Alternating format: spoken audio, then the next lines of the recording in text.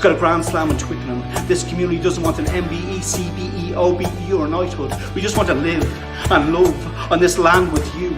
We just want to recognise that others the world over do too.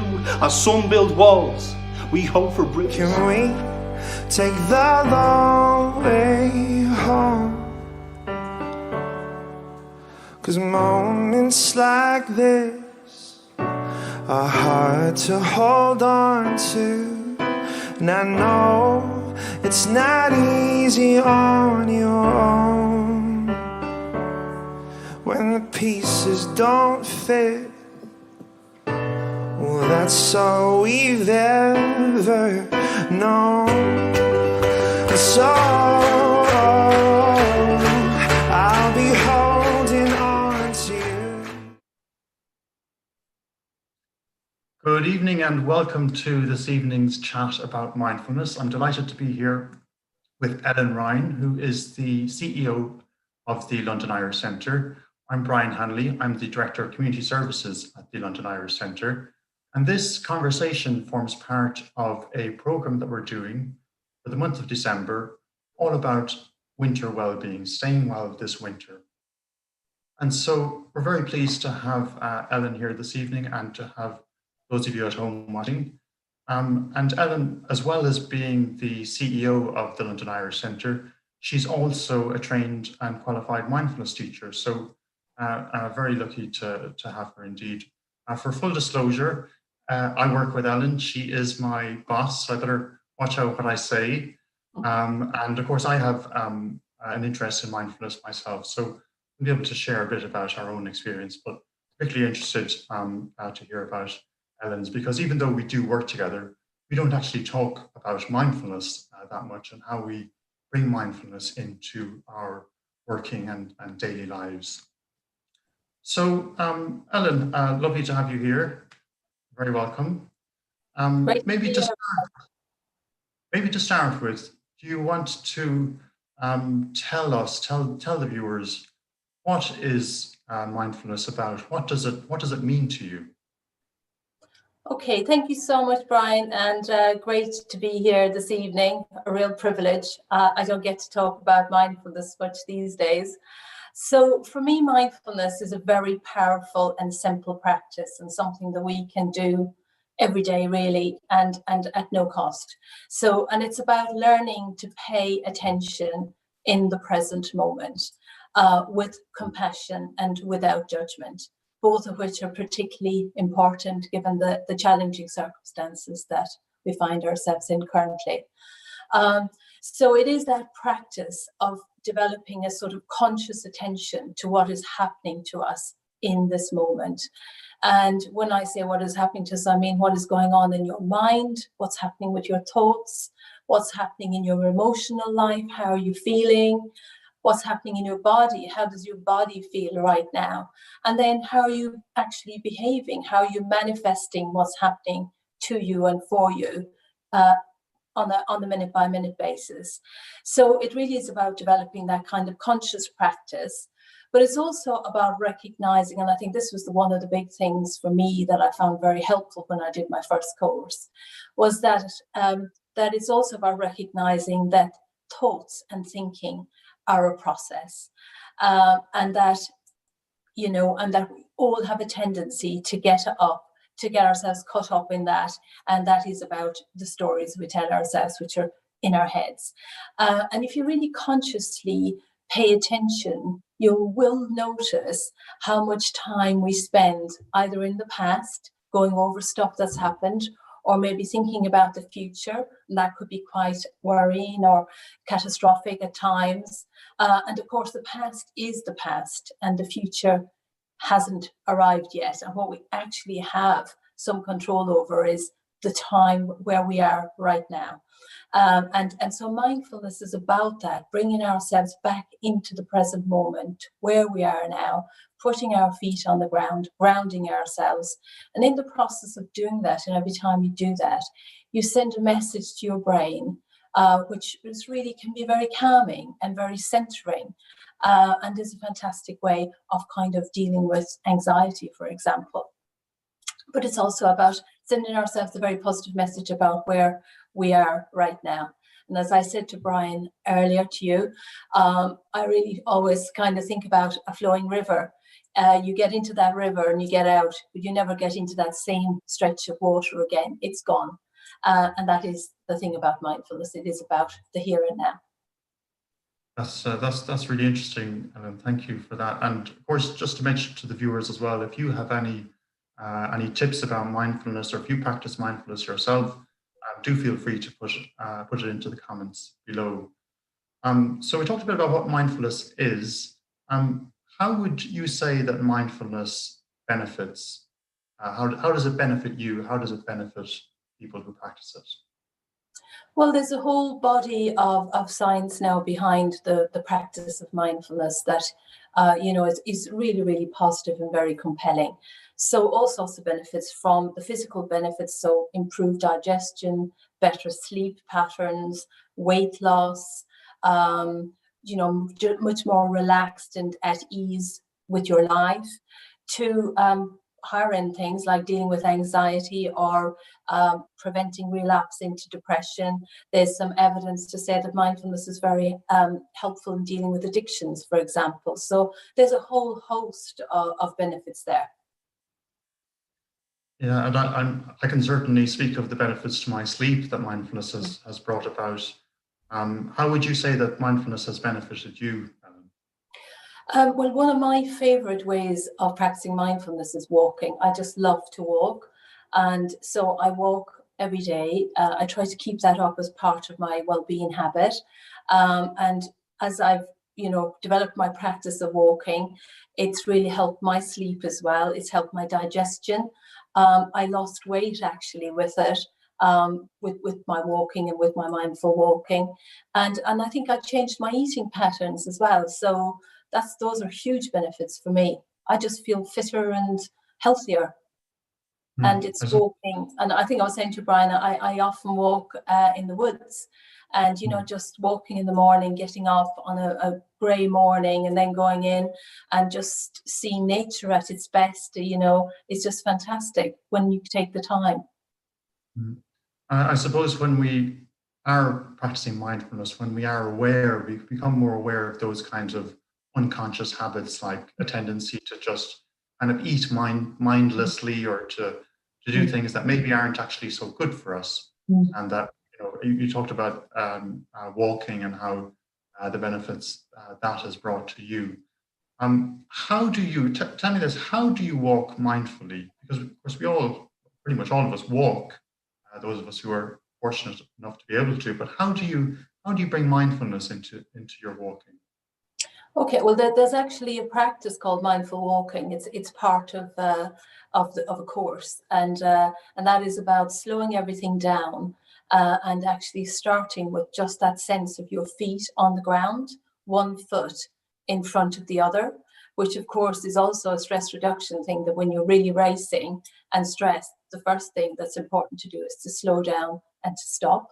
So I think it is that process of just stopping for a moment, slowing down the walking, looking around you and taking in the environment wherever you are. So it might be, a sense of smells, what's happening in nature at the moment, sense of change, what's happening to the trees, what's happening to the leaves, if you've had a rainfall, what's the difference in the environment. And it really, nature speaks to us. So, and it's there for us to see. It's just that sometimes we don't give ourselves the chance to stop. So that's one way that I would practice mindful walking. The other way is walking with, a purpose, to be present. So rather than thinking, well, I've got 30 minutes to do this walk and I'm going to get to there, I would think, I'm walking for 30 minutes and each of those minutes is really important to me. And I'm going to be really focusing on being present as I walk. Yeah, no, that's interesting. And I'm thinking about the kind of the stereotypical kind of London walk, which is you walk really quickly as fast as you can, you have your head down, you got your earphones in. It's there's not much awareness, I suppose, in that. So this kind of mindful walking seems like a real kind of contrast to that, and it sounds like it's it's much more. I say it sounds like I do try to practice a little bit of mindful walking myself. makes it, I think it makes it much more enjoyable. Absolutely. And I have to say as well, Brian, just to make sure that I'm not given the image of wandering around really slowly, I actually walk very fast, mindfully. I've built that practice up. That's interesting. That's interesting. And Ellen, you trained up as a mindfulness teacher. What kind of inspired you to want to kind of bring mindfulness to others? Well, good few years ago now, I was a very busy mom with young children, and I also had my own business. So I was super busy, and I found myself rushing around quite a lot and juggling an awful lot of balls in the air. And I really felt like I kind of needed to rebalance my life.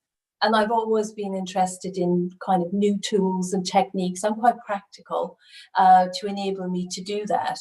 So I saw a course advertised called Mindfulness-Based Stress Reduction 8-week course. And I thought, that sounds about right for me right now. And I went along to that, and I found it was probably the best course I'd ever done for me. And it really taught me to approach how I live with greater compassion and with less judgment. And I learned so much about the science behind mindfulness. And I found that really compelling, that there was something here that could really make a difference to people's lives. And that also potentially it's free once you learn the habit, and you can keep it going, and you've got the chance to always start again. So I just was very inspired to learn more about it and to get into it. And I'd seen personally the benefits of it myself and the other people in the group. So I did the mindfulness-based stress reduction training. And the group element of that was also very compelling, the way groups knit, support each other, and really help and encourage the development of new habits. And the whole thing about mindfulness is it's part of forming a new habit. So whatever that is, whether it's your mindful walking or your yoga or Pilates or sitting meditation, whatever really works for you, it's about developing a pattern of doing that on a daily basis so that it becomes to be something that you really look forward to and that you miss when you're not doing it. So I did it for 8 weeks, and the group really, we carried each other through. We really encouraged each other. And I was very inspired to go on and teach that.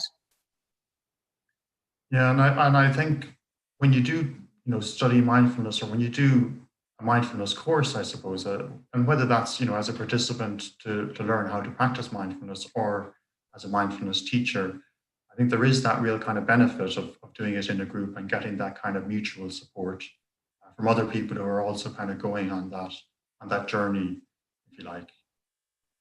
Absolutely. Something that struck me about what you said there was about kind of having a quite a hectic lifestyle. And I suppose at the moment, there'll be lots of people who are working really, really hard and, have never worked as hard as before. And then there'll be other people who will be maybe out of work, furloughed, and find themselves with a lot more time on their hands. And I'm wondering, how can mindfulness help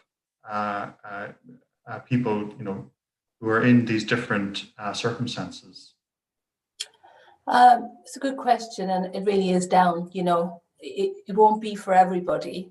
That's for sure, because we all find something that helps us in a different way, and there are various ways of doing that. But I think for me, the benefits of mindfulness potentially is that it really raises the spectrum of how much we do in terms of our own self-care, because that is what it's about, really. It's about cultivating good self-care habits.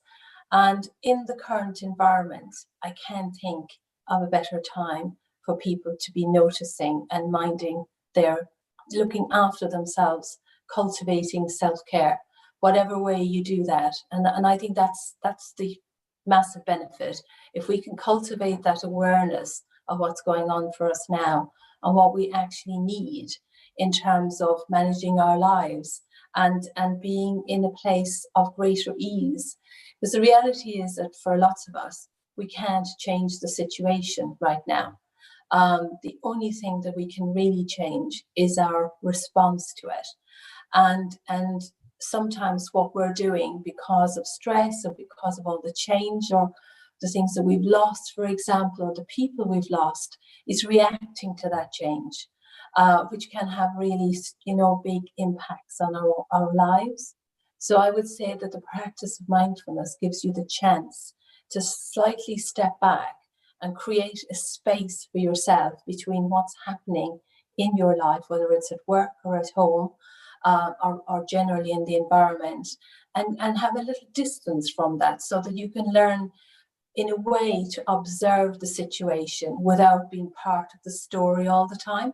So you give yourself some time to have some ease, to have a rest, to give yourself a break, to notice when you're being judgmental about yourself, and to say, I am being judgmental, I can put that down for now, and to say to yourself, well, actually, I am deserving of this. I need to be compassionate. It's that time now for me.